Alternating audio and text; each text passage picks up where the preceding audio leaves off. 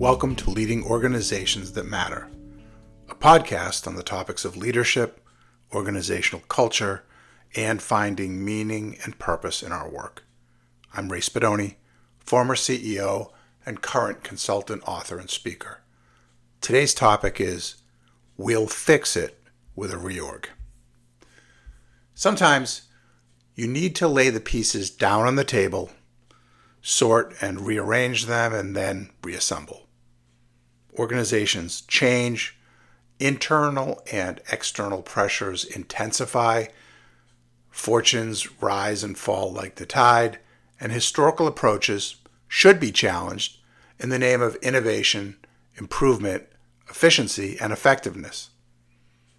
Such is the case for leaders who wonder whether their infrastructure is organized for success. In other words, reorgs happen. I've worked in organizations that reorganized on a regular basis, almost predictably so, due to leadership churn or chronic underperformance. The instinct can be strong to mix things up a little.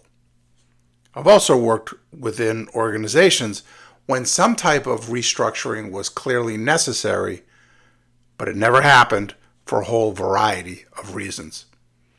Let's face it, some of us inherently like change and others abhor it.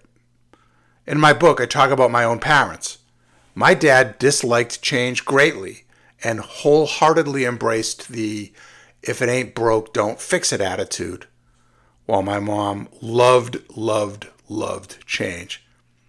Sometimes doing things like rearranging the furniture in our house for no good reason and frequently to hilarious effect. My dad loved that. Most of us are someplace in between these extremes, but we do tend to lean more so in one direction versus the other. As such, reorgs are often viewed as exciting and necessary in some circumstances, and dreaded and to be avoided in others. The context matters here. I always encourage my clients to avoid a reflexive, we'll fix it with a reorg mindset. There may be particularly vexing or politically complicated situations that a leader is struggling to resolve, and so that leader may conclude that it's time to reorg at a broader level. The downsides are obvious. That leader will not be addressing the core underlying issue when it exists, and they may be subjecting others to difficult and unnecessary change as a result. The two questions that leaders must ask themselves are, 1, is there an underlying and compelling reason for the broader change? In other words, is there a vision for the change, and does this reorganization help achieve it? Such a vision could be long-term financial improvement, enhancing reputation, innovating, etc.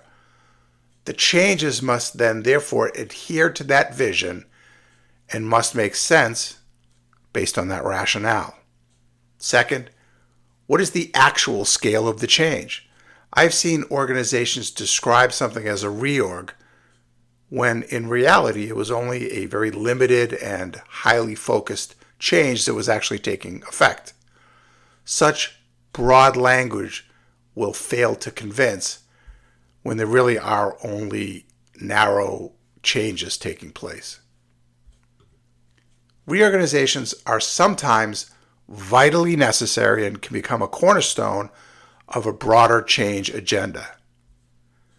They should never be used to mask the approach to solving a more specific problem. Thanks for listening.